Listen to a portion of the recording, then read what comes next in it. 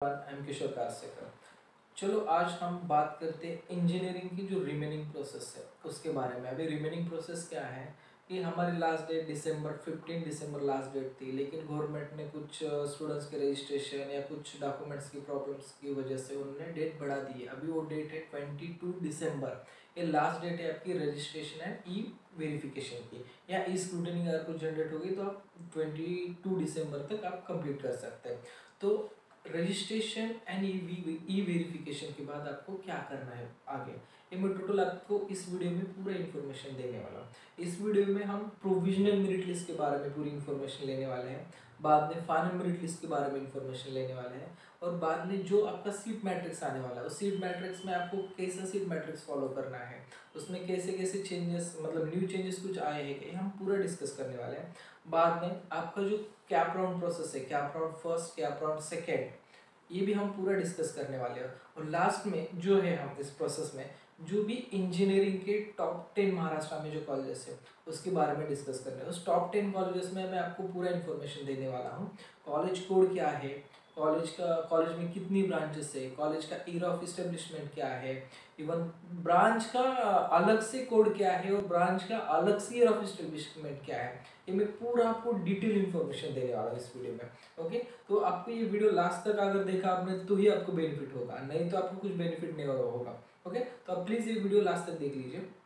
तो मैं आपको फर्स्ट से स्टार्ट करता हूँ कि आपका जो 22 दिसंबर है, सॉरी 22 दिसंबर के बाद आपका जो प्रोविजनल मेरिट लिस्ट लगने वाला है और नियर अबाउट 24 तक आपका फर्स्ट प्रोविजनल मेरिट लिस्ट लगेगा। तो आपको फर्स्ट प्रोविजनल मेरिट लिस्ट में क्या करना है कि जो भी आपका आपने डेटा फिल किया है उसमें आपका पूरा नाम, mother name, father name, gender, date of birth या आपका कॉन्टैक्ट नंबर, कॉन्टैक्ट मेल वगैरह जो भी डेटा आपने फिलअप किया है, अगर इसमें आपको कुछ करेक्शन करना है या कुछ न्यू एडिट करना है, या अगर समझो आपने भरते टाइम 10 के मार्क्स गलत हो चुके हैं या 12 के मार्क्स गलत हो चुके हैं या समथिंग जो भी आपकी परेशानी है या कुछ आपकी प्रॉब्लम है फॉर्म में, आप करेक्शन कर सकते हैं वहाँ पे। तो आपको क्या करना पड़ेगा यहाँ पे, जो अपनी प्रोविजन मेरिट लिस्ट देखते टाइम आपको each and every bit to bit information check करनी पड़ेगी। इसमें अगर कुछ आपका गलती से मिस्टेक हो गया, टाइपिंग मिस्टेक की वजह से कुछ मिस्टेक हो गया और ई स्क्रूटनी सेंटर ने फिर भी वेरीफाई कर दिया, तो आपको 2 दिन में वो ग्रीवियंस डाल के कंप्लीट करना है ऑनलाइन। ओके, तो प्रोविजनल में आपको क्या करना है कि जो भी आपकी मिस्टेक है आप सॉल्व कर सकते हैं। अगर किसी कैंडिडेट की कुछ मिस्टेक नहीं है, पूरा फॉर्म ओके है, उसको कुछ करने की जरूरत नहीं। ऐसा नहीं कि प्रोविजनल में सभी स्टूडेंट्स को प्रोसेस करना है, ऐसा नहीं है। जिस स्टूडेंट्स की सच में कुछ क्यूरीज है वो सॉल्व कर सकता है। और क्या कर सकते हैं प्रोविजनल मेरिट लिस्ट में, और आपको क्या करना है, जिस स्टूडेंट्स ने फॉर्म भरते टाइम EWS नो हो चुका है, TFWS नो हो चुका है, या उसका ओपन से रजिस्ट्रेशन कर दिया उन्होंने, तो वो सभी स्टूडेंट्स प्रोविजनल की दो ग्रीवियंस डे है, उस डे में वो क्या कर सकते हैं कि जो रिमेनिंग सर्टिफिकेट है, caste certificate, non creamy layer, validity certificate, ये जो सर्टिफिकेट है EWS सर्टिफिकेट, ये फुलफिल करके वो ओपन से कैटेगरी में आ सकते हैं। इतना सब आप प्रोविजनल में कर सकते हैं। और दूसरा, अगर किसी स्टूडेंट का कुछ करेक्शन नहीं है, वो सीधा अपना क्या करना, ऑल इंडिया रैंक चेक करना, बाद में उनका स्टेट रैंक चेक करना, कैटेगरी है तो कैटेगरी रैंक मेंशन हो जाएगा, अगर TFWS किया तो TFWS रैंक अलग से आ जाएगा, नहीं तो आपका TFWS रैंक नहीं आएगा। ये आपको प्रोविजनल मेरिट लिस्ट में चेक करना है। अगर किसी स्टूडेंट्स ने ओपन टू कैटेगरी स्टूडेंट्स में अप्लाई किया है तो उन स्टूडेंट्स अगर फाइनल मेरिट लिस्ट में उनका रैंक चेंज हो जाएगा, वो कैटेगरी में आएंगे। और जिसका कुछ करेक्शन नहीं था जिस स्टूडेंट्स का, उसका रैंक्स अगर समझो 2000 है तो उसका 2000 से लेके 2020, 2025, 30 ऐसा थोड़ा सा बढ़ेगा। रीज़न क्या है, ये जो ओपन के अगर अदर देन कैटेगरी के स्टूडेंट्स है, उन्होंने अगर उनका सबमिशन करके कैटेगरी में फिलअप किया तो उनका रैंक कैटेगरी से आएगा और आपका रैंक थोड़ा सा बढ़ेगा, रीज़न ये है। बाद में आपका प्रोसेस क्या है, बाद में आपको फाइनल मेरिट लिस्ट लगेगा। फाइनल मेरिट लिस्ट में जो आपका रैंक आने वाला है, वो आपका रैंक जब तक आपकी पूरी एडमिशन प्रोसेस नहीं होती तब तक वही रैंक रहने वाला है। आपका बाद में कैप राउंड 1 कैप राउंड 2 के बाद कोई रैंक चेंज नहीं होता, डिपेंड अपॉन वैकेंसी या डिपेंड जो भी रीजन है उसके हिसाब से आपका रैंक चेंज नहीं होगा। जो भी आपका फाइनल मेरिट लिस्ट में रैंक आएगा वही आपकी पूरी एडमिशन प्रोसेस खत्म होने तक वही रैंक रहेगा। कैप राउंड 1, कैप राउंड 2 और इंस्टीट्यूट लेवल के लिए भी वही रैंक रहेगा, उसमें कोई भी चेंज बाद में नहीं होता। इनकेस आपके मार्क बढ़ भी गए, आपको वैलिडिटी मिली, कुछ भी रहने दो, वो रैंक कभी चेंज नहीं होगा। ठीक है, तो ये होगा final merit list. Next process क्या है आपका सीट मैट्रिक्स। सीट मैट्रिक्स आने के बाद आप पूरा इन्फॉर्मेशन आपको पता चल जाए कि दिस ईयर कौन से इंस्टीट्यूट पार्टिसिपेट कर रहे हैं, उस इंस्टीट्यूट में कितनी ब्रांचेस है, क्या है, कट ऑफ क्या है, ये पूरा इन्फॉर्मेशन आपको सीट मैट्रिक्स में मिलेगा। सीट मैट्रिक्स आप देखते टाइम क्या करना पड़ेगा, जनरल लेडीज कैटेगरी वाइज पूरा देखना पड़ेगा आपको, तभी आपको ऑप्शन फॉर्म फिल किया तो आपके लिए अच्छा रहेगा। अगर कुछ टॉप कॉलेज का, अगर कॉलेज ही आपकी चॉइसेस है टॉप कॉलेज की, अदर दैन नहीं है, तो आप सीट मैट्रिक्स के पहले भी ऑप्शन फॉर्म फिल कर सकते हैं। कि बहुत बार ऐसा हो चुका है लास्ट ईयर या लास्ट कौन से भी ईयर उठा के देख लीजिए आप, तो सीट मैट्रिक्स जब कैप राउंड चालू होता है उसके 1-2 दिन बाद ही आता है। तो अगर आपने भरा भी तो कोई इतना लॉस नहीं होता है इसमें, क्योंकि बहुत सारी इंजीनियरिंग में सीट है तो लॉस नहीं होगा। तो अभी नेक्स्ट क्या है, final merit list seat matrix हो गया। तो अभी बहुत सारे स्टूडेंट्स अभी इंजीनियरिंग में क्या, मैंने अभी देखा है कि बहुत सारे स्टूडेंट्स ऐसे हैं कि उनका जो परसेंटाइल है, परसेंटाइल के हिसाब से वो अपना कॉलेज चूज कर रहे हैं, परसेंटाइल के हिसाब से कॉलेज निकाल रहे हैं, ब्रांच चूज कर रहे हैं। बाद में बहुत सारे ऐसी मतलब एग्जैक्ट एनालिसिस देखे बिना ही उन्होंने कॉलेज लिस्ट बना भी दी है, और उसमें बहुत सारे अभी मैंने देखे एरर्स भी है, तो उनको ये पूरा करेक्शन हो जाना चाहिए, इसलिए मैं अभी ये वीडियो बना रहा हूँ। तो उनको क्या करना पड़ेगा, मैं सबको एक इन्फॉर्मेशन दे देता हूँ, जितना मुझे अभी तक डेटा कलेक्ट किया मैंने उसकी रिगार्डिंग मैं इन्फॉर्मेशन देता हूँ। आपको क्या करना पड़ेगा कि कैप राउंड भरते टाइम, मेरा थर्ड पॉइंट जो मैंने जैसे बोला, प्रोविजनल कंप्लीट किया, फाइनल कंप्लीट किया, देन सीट मैट्रिक्स। अब सबसे इम्पोर्टेंट, इसमें ज़्यादा मैंने टाइम नहीं लिया क्योंकि ये बेसिक प्रोसेस है, कोई भी कर सकता है, उसमें कोई प्रॉब्लम भी नहीं है। मेन प्रोसेस है अपना कैप राउंड। अभी कैप राउंड में क्या करना पड़ेगा आपको कि फर्स्ट तो आपको ये देखना पड़ेगा कि अपने महाराष्ट्र में टोटल इंजीनियरिंग कॉलेजेस कितने हैं, और मुझे कितने कॉलेज को अप्लाई करना है, और उसमें मुझे जो ब्रांच चाहिए वो ब्रांच है या नहीं है, ये भी आपको देखना पड़ेगा। ऐसा नहीं होना चाहिए कि मुझे ब्रांच चाहिए लेकिन उस कॉलेज में नहीं है। बहुत सारे स्टूडेंट्स ऐसा, अभी जब काउंसलिंग चालू था तब ऐसे बोल रहे थे सर मुझे एरोनॉटिकल ब्रांच चाहिए, कोई बोल रहा था एग्रीकल्चर ब्रांच चाहिए, कोई रोबोटिक्स ब्रांच चाहिए। तो मैं उनको एक बात क्लियर कर देता हूँ, आपको ये जो ब्रांचेस चाहिए ये ब्रांचेस टोटली IIT NIT की ब्रांचेस हैं। अभी महाराष्ट्र कॉलेज की अगर आप बात करते तो यहाँ पे बस ऐसे लिमिटेड, जो आप उंगलियों पे गिन सकते इतनी कॉलेज है कि उन कॉलेज को ऐसी ब्रांचेस है, क्योंकि ये टोटली ब्रांचेस है। IIT NIT में मैक्सिमम कॉलेज के लिए है, लेकिन इंजीनियरिंग में बहुत कम कॉलेज के लिए। ऐसे बहुत सारे मुझे क्वेश्चन आ रहे थे कि सर रोबोटिक्स के लिए मुझे अप्लाई करना है, एरोनॉटिक्स के लिए अप्लाई करना है, बाद में माइन इंजीनियरिंग के लिए अप्लाई करना है। तो ये ब्रांचेस मैक्सिमम IIT NIT में है, इंजीनियरिंग प्रोसेस में बहुत कम जगह है। वो कहाँ पे है ये भी मैं बोल दूंगा आपको आगे। तो अभी आपको क्या करना पड़ेगा कि फर्स्ट ऑफ आप जो ऑप्शन फॉर्म फिल कर रहे हैं, फिल करते टाइम आपको क्या फिल करना है डिसाइड करना पड़ेगा। आपको गवर्नमेंट ही फिल करना है या गवर्नमेंट ऑटोनॉमस फिल करना है या ओनली प्राइवेट कॉलेज फिल करना है, ये आपको चूज करना पड़ेगा। ऐसा नहीं कि आपको ऑप्शन देने कुछ भी दिया चलेगा, ऐसा नहीं रहता। आपको क्या करना पड़ेगा, total number of colleges Maharashtra में कितने हैं। तो अभी मेरे पास जितना डेटा है मैं उसके हिसाब से आपको बोल देता हूँ। टोटल नंबर ऑफ महाराष्ट्र में 330 कॉलेजेस है, ओके। और टोटल दिस ईयर जो सीट है 1,23,431 सीट है। अगेन रिपीट करता हूँ, टोटल कॉलेज है 330 और कॉलेज की सीट है 1,23,431, इतनी कॉलेजेस की सीट है। और आप बहुत सारे स्टूडेंट्स के और एक प्रॉब्लम्स आ रहा था कि सर गवर्नमेंट कॉलेज या गवर्नमेंट ऑटोनॉमस कॉलेज, या दोनों का मीनिंग एक ही है? नहीं है, दोनों अलग अलग कॉलेज है। गवर्नमेंट ऑटोनॉमस अलग है, गवर्नमेंट कॉलेज अलग है। तो गवर्नमेंट ऑटोनॉमस का आप अलग लिस्ट बना सकते हैं, गवर्नमेंट कॉलेज की भी अलग लिस्ट बना सकते हैं। ऐसा नहीं कि मतलब एक ही लिस्ट में। अगर आपको उसमें कुछ स्टूडेंट्स क्या करते हैं, सर मुझे गवर्नमेंट कॉलेज लेने ही नहीं, मैं बस ऑटोनॉमस सोच रहा हूँ और बाद में प्राइवेट ऑटोनॉमस सोच रहा हूँ, अब उस तरह से भी लिस्ट बना सकते हैं। फिर भी मैं आपको एक बार बोल देता हूँ कि अपने महाराष्ट्र में जो भी ऑटोनॉमी कॉलेजेस है, और टोटली ऑटोनॉमस कॉलेज 31 है एज पर माई इंफॉर्मेशन, ओके। इससे कम भी हो सकते, ज़्यादा भी, लेकिन मुझे जितना मैंने ये इंफॉर्मेशन निकाला, इंफॉर्मेशन मिली मुझे, तो तब तक महाराष्ट्र में टोटल 31 ऑटोनॉमस कॉलेज है। और उनकी टोटल नंबर ऑफ सीट कितनी है, 90,375 उनकी टोटल सीट है, ओके, ये ऑटोनॉमस कॉलेज है। और नॉन ऑटोनॉमी कितने, non autonomy in the sense private college, private college 299 मतलब 299 कॉलेज प्राइवेट कॉलेजेस है। और इसकी टोटल सीट्स कितने, 1,04,556 सीट है टोटली प्राइवेट कॉलेज की सीट है। अभी बहुत सारे ऐसे भी स्टूडेंट्स है कि जो स्टूडेंट बोलते हैं कि मतलब पेरेंट बोलते हैं, खास करके लेडीज स्टूडेंट्स के पेरेंट्स, कि सर हमें अगर ओनली फॉर फीमेल कॉलेज मिला तो अच्छा रहेगा। तो महाराष्ट्र में कितने फीमेल कॉलेजेस है, वहाँ पे अगर अप्लाई किया तो हमें क्या बेनिफिट मिलेगा, या हमारे स्टूडेंट्स के लिए अच्छा रहेगा या नहीं रहेगा। तो उनके लिए भी मैं क्लियर कर देता हूँ कि महाराष्ट्र में टोटली 5 फीमेल कॉलेजेस है, वहाँ पे सिर्फ ओनली गर्ल्स कैंडिडेट के लिए कॉलेजेस है। और आपको एक एडवांटेज भी वहाँ पे मिलेगा कि आपको जनरल एंड लेडीज रैंक का डिफरेंस नहीं रहेगा, वहाँ पे टोटली लेडीज रैंक की सीट भरी जाएगी वहाँ पे। तो सबसे टॉप है SNDT है, कमिंस कॉलेज है, ऐसे मतलब टॉप कॉलेज में आप ले सकते हैं एडमिशन। ऐसे बहुत 5 कॉलेज, टोटल 5 कॉलेज है मेरे हिसाब से, तो आप यहाँ से ले सकते हैं admission only for girls candidate के लिए।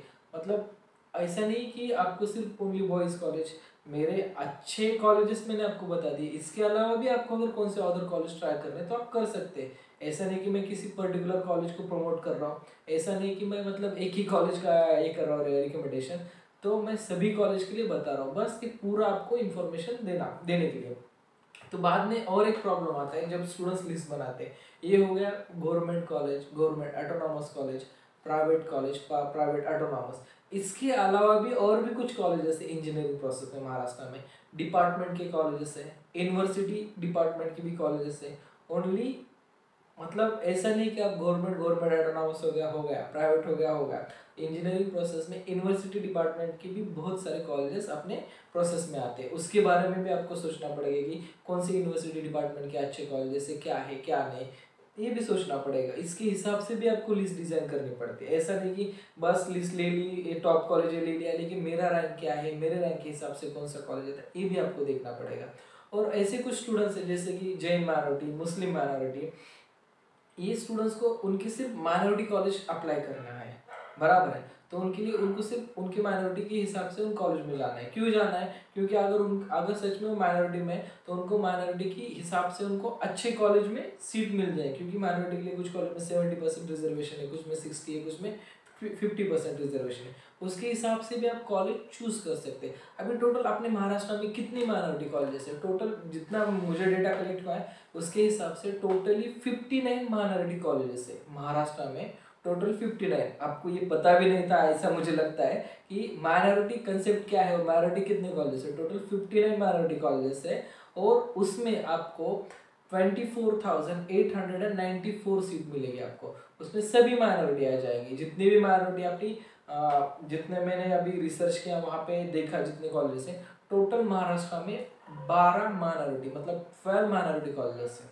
बराबर है। मैं आपको इतना एग्जैक्ट और मेरी पूरी 6 साल की मेहनत में आपको बता रहा हूँ ये, कि आपको एक पूरा क्लियर हो जाना चाहिए कि मुझे लिस्ट कैसे निकालनी है, बराबर है। Government clear, government autonomous clear, private autonomous clear, बाद में यूनिवर्सिटी डिपार्टमेंट भी मैंने आपको क्लियर कर दिया। अभी मैं बात कौन से टॉपिक पे कर रहा हूँ, माइनॉरिटी कॉलेज। माइनॉरिटी मैंने कितने बोल दिए, टोटल 59 माइनॉरिटी कॉलेज एंड उसका टोटल इनटेक है 24,894।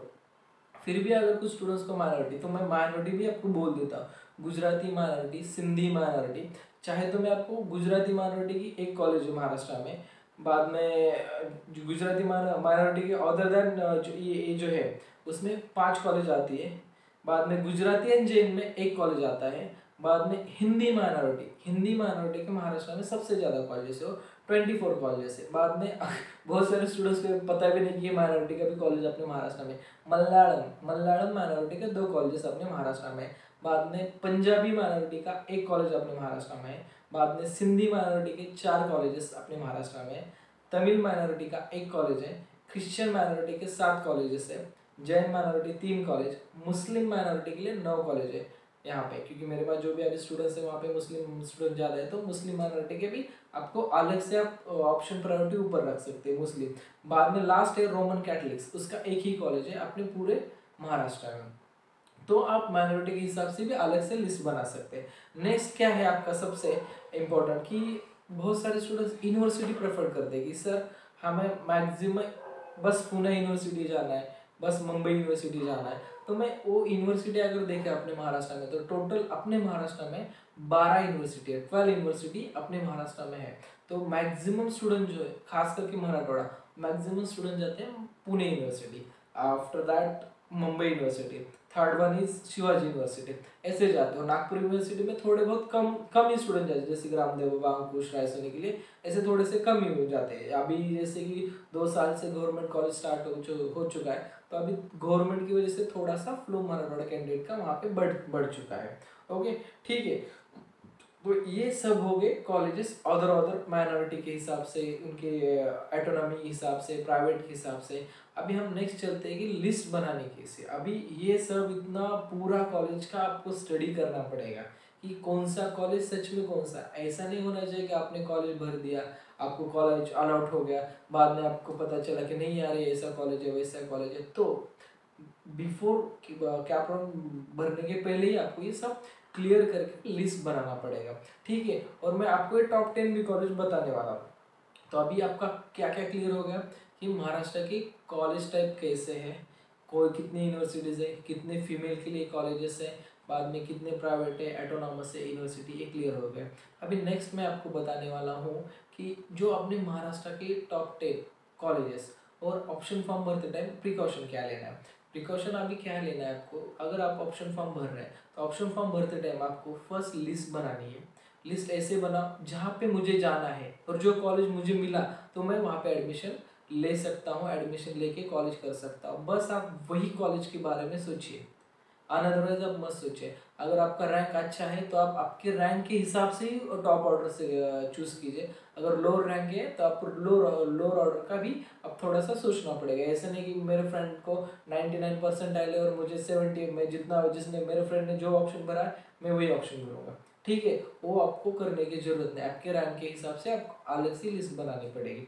और दूसरी बात क्या है सबसे इम्पोर्टेंट, कि सर सीओपी कॉलेज है, सीओपी कॉलेज के मैं और ब्रांचेस ले लूँ, बराबर है। सबका प्रॉब्लम विजिट क्या है, मुझे पता है, मुझे वो ब्रांच मतलब मेरी फर्स्ट प्रायोरिटी सीएस ब्रांच की, लेकिन अगर सीयूबी में मिलती है तो मैं प्रोडक्शन ले सकता हूँ, मैं केमिकल ले सकता हूँ, या कौन सी भी ब्रांच ले सकता हूँ। तो मैं एक बात बोल देता हूँ आपको, आपको जिस ब्रांच में इंटरेस्ट है, आप अगर सोचा है आप मुझे इसी ब्रांच में करियर करना है, तो ही आप वही ब्रांच एक फिक्स रखिए। अगर आपका ब्रांच फिक्स नहीं है, बस मुझे कॉलेज अच्छा मिलना चाहिए, अगर आपका वो कंफ्यूज माइंड है या आपको उस टाइप में कॉलेज लेना है, तो आप मैक्सिमम टॉप ऑर्डर को प्रेफरेंस दे सकते हैं, उसमें कोई दिक्कत नहीं। कि अभी बहुत सारे ऐसे स्टूडेंट्स की जिनकी ब्रांच फिक्स है, उनको अगर लोअर भी कॉलेज मिला तो ठीक है, लेकिन मुझे वही ब्रांच में करियर करना है। लेकिन कुछ स्टूडेंट्स की प्रायोरिटी क्या आ रही है कि सर अगर मुझे टॉप कॉलेज में कौन सी भी ब्रांच मिली तो मैं वो करने वाला हूँ। तो दोनों के लिए ऐसा मैं अलग अलग ऐसा नहीं बोलूँगा कि ये गलत है ये सही है, क्योंकि हर एक की इंडिविजुअल प्रायोरिटी है, हर एक की इंडिविजुअल सोच है, तो उसके हिसाब से आप ले सकते हो, उसमें कोई दिक्कत नहीं है। बस ये सोचना कि मुझे जो कॉलेज मिलने वाला है वो कॉलेज अच्छे रैंक का, अच्छे प्लेसमेंट देने वाला, अच्छा फैकल्टी स्टाफ होने वाला, ऐसा कॉलेज आपको चूज करना पड़ेगा, ठीक है। तो वो तो हम आप जो रजिस्टर्ड कैंडिडेट है वो तो उनके लिए तो हम वही कॉलेज प्रोवाइड करेंगे, और जो नॉन रजिस्टर्ड कैंडिडेट है उनको थोड़ा सा एफर्ट्स लेना पड़ेगा, क्योंकि मेरे पास जो भी रजिस्ट्रेशन है तो मैं उनके लिए पूरा लिस्ट, पूरा मटेरियल उनको सेंड करने वाला हूँ, ठीक है। तो अभी हम नेक्स्ट बात करते हैं कि लिस्ट में और क्या इंक्लूड करना है। लिस्ट अब बनाते टाइम आपको एक मेन प्रिकॉशन और मेन सब्जेक्ट क्या है इसका, कि बहुत सारे स्टूडेंट्स कॉलेज ऑफ इंजीनियरिंग, बराबर है, कॉलेज ऑफ इंजीनियरिंग, लेकिन college of engineering Pune, Barshi, Aurangabad, Nashik वगैरह, ऐसा कौन सा कॉलेज ऑफ इंजीनियरिंग, यहाँ पे बहुत सारे स्टूडेंट्स का कन्फ्यूजन हो चुका है। तो अभी याद रखिए कि आपको जो भी कॉलेज ले रहे उसका पूरा हिस्ट्री निकालिए। आप जो टॉप 10 में कॉलेज फिलअप कर रहे हैं ना, उसका पूरा इन्फॉर्मेशन लेके आप टॉप 10 में फिलअप कीजिए। अनअदरवाइज आप किसी कॉलेज का मतलब कॉलेज ऑफ इंजीनियरिंग नाम देखा भर दिया हो गया काम, ऐसा मत कीजिए, क्योंकि दिस ईयर ओनली 2 राउंड्स है, और 2 राउंड के बाद आपका सीधा इंस्टीट्यूट लेवल राउंड है। लास्ट ईयर क्या था, आपका first round, second round, third round, then institute level, then additional round वगैरह, और बाद में स्पॉट राउंड वगैरह, ऐसे राउंड बहुत सारे राउंड्स थे। लेकिन दिस ईयर बहुत मिनिमम चांसेस है कि आपको मतलब ज़्यादा वैकेंसी मिलेंगी, या आपको कॉलेज में बाद में बेटरमेंट के लिए ज़्यादा मिलेगा, ऐसा इस साल थोड़ा कम होने वाला होगा, लेकिन कम होने वाला है। तो आपको मेरे हिसाब से अगर आप जिस स्टूडेंट्स को फर्स्ट राउंड में जो सीट मिली है 80% वही सीट रहने वाली है, से 20% स्टूडेंट्स की सीट अपग्रेडेशन होगी, अदरवाइज नहीं होगी सीट। एक मेरा एनालिसिस है, क्योंकि उसके लिए बहुत सारे रीजंस है, इसका IIT रीजंस है, IIIT NIT ऐसे बहुत सारे रीजंस है। तो उसके हिसाब से थोड़ा सा इस साल केयरफुली आपको ऑप्शन फॉर्म फिल करना पड़ेगा। अभी ऑप्शन फॉर्म फिल करते टाइम आपको फर्स्ट ऑप्शन जो है तो कंपलसरी ऑप्शन है, तो ऑप्शन आप ध्यान रख के जो भी आपका टॉप कॉलेज है, टॉप कॉलेज का ही आप ऑप्शन दे दीजिए। इसके क्या होगा, अगर इनकेस आपको फर्स्ट राउंड में अगर किसी कॉलेज का नंबर लगा भी तो आप फुल सेटिस्फाई होकर वहाँ पे एडमिशन ले सकते हैं। अगर गलती से आपने कॉलेज नहीं जाना, मुझे कॉलेज लेना नहीं, फिर भी मैंने जस्ट एक फन बोल के कॉलेज फर्स्ट ऑप्शन दे दिया और बाद में वही मुझे अलॉटमेंट मिली, तो आपको उस कॉलेज को जाके एडमिशन लेना ही पड़ेगा, अनदरवाइज आप राउंड 2 में पार्टिसिपेट नहीं कर सकते। ये मेजर रूल है, आपकी महा CET सेल के इंफॉर्मेशन ब्राउचर में भी दिया है, आप वो केयरफुली चेक कर सकते हैं, ठीक है। और नेक्स्ट आपको क्या करना पड़ेगा, एक फर्स्ट ऑप्शन छोड़ के अदर ऑप्शन आप ट्राई कर सकते हैं। अगर सेकंड थर्ड में मिला तो आप नेक्स्ट राउंड भी जा सकते हैं। तो बेटर से कि आप जब भी ऑप्शन फॉर्म फिल करोगे तो अच्छी तरह से फिल करना पड़ेगा आपको। तो मैं आपको टॉप 10 कॉलेजेस बताता हूँ। तो फर्स्ट टॉप 10 कॉलेजेस में आपको क्या है, first CUEP college, visit college, Sardar Patel college, ICT college, SPIT college, PICT college, VIT college, KJ Somaiya college, बाद में विलेपार्ले का कॉलेज, जो सांगवी में कॉलेज, ये सब टॉप 10 में कॉलेजेस आते हैं। तो बहुत सारे स्टूडेंट्स के प्रॉब्लम्स आ रहे थे, सर उनके कॉलेज को फाइंड आउट नहीं हो रहे थे। बहुत सारे ऐसे कॉलेज है कि मुझे वो ब्रांच लेनी है लेकिन उस कॉलेज में ब्रांच नहीं है। तो मैं आपको ये पूरा इन्फॉर्मेशन दे दूंगा जब भी आप मतलब टॉप 1 का कॉलेज में कॉलेज के बारे में बात करते हैं। जैसे कि आप CUEP कॉलेज लेते हो, अगर CUEP कॉलेज अगर आपने लिया तो CUEP कॉलेज में टोटल कितनी ब्रांचेस है उसके बारे में मैं आपको बोल देता हूँ। CUEP में टोटल आपको 10 ब्रांच मिलेगी, ठीक है। तो आप ऐसा बोलोगे सर अभी 10 के लिए मैं अप्लाई करूँ, नहीं, आपको जो ब्रांच लेनी है, जिसमें जाना है, करियर करना है, वही ब्रांच ले लीजिए। मेरे फ्रेंड ने कहा कि मुझे सभी ब्रांच CUEP के डालनी है, डालो, लेकिन अगर ब्रांच मिली बाद में आपको न्यू अलॉटमेंट नहीं मिली तो जो ब्रांच है उसमें सेटिस्फाई रह के आपको आगे की प्रोसेस करनी पड़ेगी। तो अभी CUEP की मैं कॉलेज कोड बोल देता हूँ। CUEP का कॉलेज कोड क्या है, 6006, ये CUEP। और कंफर्म मतलब नाम ठीक तरह से याद रखो, क्योंकि कॉलेज ऑफ इंजीनियरिंग से और भी 3-4 कॉलेजेस है, वहाँ पे आप बिल्कुल कंफ्यूज मत हो जाओ, बराबर है। मेन है अपना CUEP, college of engineering Pune, college code है 6006। कॉलेज की ईयर ऑफ इस्टेब्लिश है 1854, बराबर है। कॉलेज की ईयर ऑफ इस्टेब्लिश 1854। इसमें मैंने जैसे बोला कि 10 ब्रांचेस है। फर्स्ट ब्रांचेस है बीटेक प्लानिंग, ये 5 ईयर की है, इसमें भी आप एडमिशन ले सकते हैं इंजीनियरिंग के थ्रू, इसमें कोई दिक्कत नहीं, इसके लिए कोई नाटा का क्राइटेरिया नहीं है इसमें। तो ये इसकी ब्रांच की year of establish BTech planning की 2012 है और टोटल इंटेक है 60 का। नेक्स्ट ब्रांच है आपकी सिविल इंजीनियरिंग।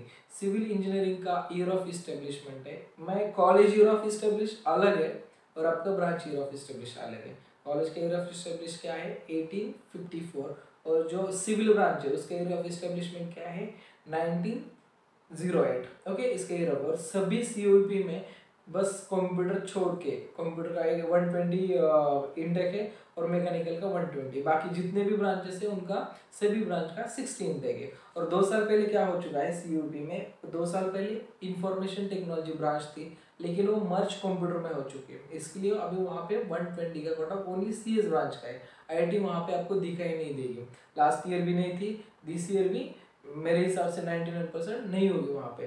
तो CUEP की मैंने जो बोल दिया। बाद में CUEP के सॉरी सिविल के बाद कौन सा है आपका कंप्यूटर इंजीनियरिंग, जो अभी जो 2021 में जो स्टूडेंट्स एडमिशन ले रहे हैं और सभी स्टूडेंट्स की एक ही ब्रांच की मतलब ट्राई कर रहे हैं CS के लिए। कोई भी रहे स्टूडेंट्स, 30 रहने दो CS ही लेना है, 90 रहने दो CS लेना है, 99 रहने दो CS लेना है।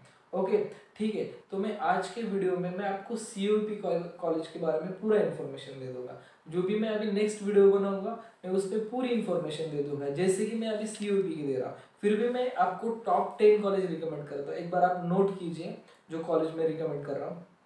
फर्स्ट कॉलेज है आपका CUEP कॉलेज, सेकेंड कॉलेज है आपका विजिट कॉलेज, थर्ड कॉलेज है अपना सरदार पटेल कॉलेज। सरदार पटेल की जगह आप अगर आप CUEP के बाद अगर केमिकल में आपका इंटरेस्ट है तो आप सेकंड ऑप्शन आईसीटी भी ले सकते हैं, बराबर है। ऐसा नहीं कि आपको विजिटिया लेना है, सीयूपी की जगह बाद में आप सेकंड ऑप्शन आईसीटी ले सकते हैं, बाद में विजिटिया, बाद में सरदार पटेल, ऐसा भी ले सकते हैं। फिफ्थ ऑप्शन है एसपीआईटी कॉलेज, भारतीय विद्या भवन, जो सरदार पटेल का सेकंड कॉलेज है, एटोनॉमी में आता है, ले सकते हैं। बाद में सिक्स्थ ऑप्शन, ये मेरी टॉप 10 लिस्ट है, इसमें किसी को ऑब्जेक्शन है तो अपनी अपनी लिस्ट फॉलो कर सकता है। ये मेरा एनालिसिस है, ये मेरा जो एक्सपीरियंस है इसके हिसाब से मैं आपको ये लिस्ट दे रहा हूँ। किसी स्टूडेंट्स को इससे और भी कुछ टॉप उसके हिसाब से रहेंगे तो उसके बारे में सोच सकते हैं, ऐसा नहीं कि ये लिस्ट फील करनी है उसको, ठीक है। तो 6 नंबर का कॉलेज है पीआईसीटी कॉलेज, बराबर है, जो पुणे में कॉलेज प्लेस।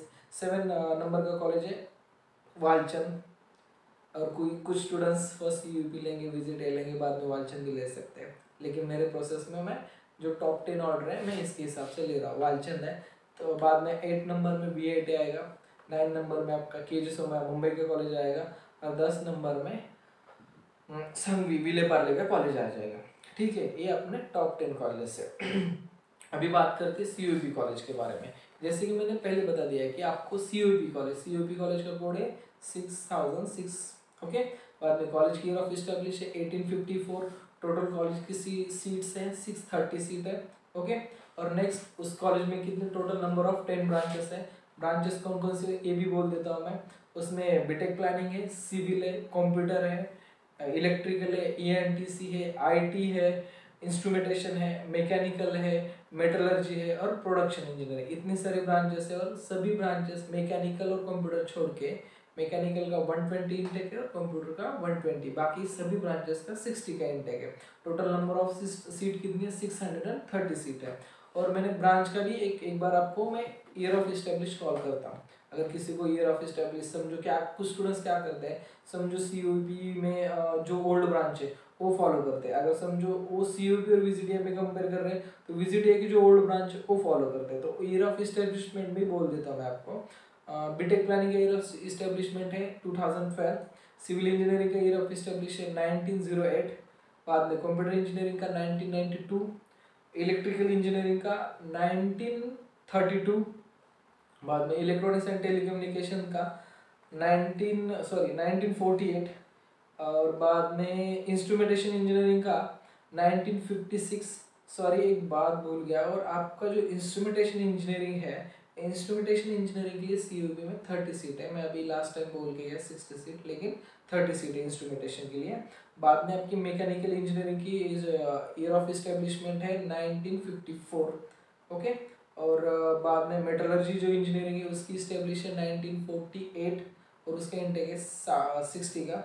और last branch is production engineering है सैंडविच, उसका ईयर ऑफ इस्टेब्लिशमेंट है 1995, और टोटल उसका सीट इंटेक है 60, ओके। और इसमें आपको 60 सीट में इसमें आपको TFW सीट भी आ जाएगी, फिजिकल हैंडीकैप सीट भी आ जाएगी, डिफेंस भी आ जाएगी, और ऑर्फेन सीट भी आएगी। और टोटल ये seat only for state merit के हिसाब से ही भरी जाएगी, इसमें ऑल इंडिया का कुछ रूल नहीं होगा, ओके। और मैं अभी हर एक कॉलेज, जैसे मैंने अभी सीयूपी का एक्सप्लेन किया है वैसे ही मैं हर एक कॉलेज का इन्फॉर्मेशन आपको दे दूंगा। जैसे कि विजिटिया कॉलेज है, पीआईसीटी कॉलेज है, वीआईटी कॉलेज है, ये पूरे कॉलेज की मैं इन्फॉर्मेशन आपको 1 बाय 1 अलग अलग वीडियो में दे दूंगा तब, ओके, ठीक है। और आपको मैं अभी जो इन्फॉर्मेशन दिया उसके हिसाब से आपको लिस्ट बनाना पड़ेगा और ऑप्शन फॉर्म के लिए फिलअप करना पड़ेगा। इनकेस आपको कोई प्रॉब्लम आ रहा है तो मुझे अपने वो व्हाट्सएप पे मैसेज कर सकते हैं, या फ़ोन कॉल करके भी इन्फॉर्मेशन ले सकते हैं, ओके। Thank you.